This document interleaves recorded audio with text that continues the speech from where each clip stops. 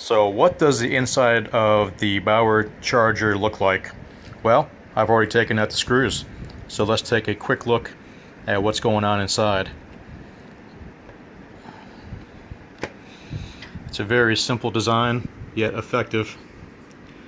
Transformer, some caps, some diodes,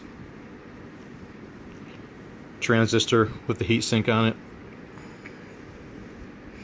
metal oxide resistors, some capacitors,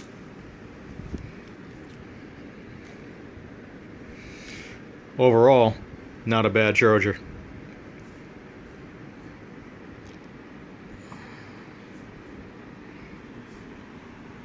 For the price, it works pretty good, I'll be honest with you.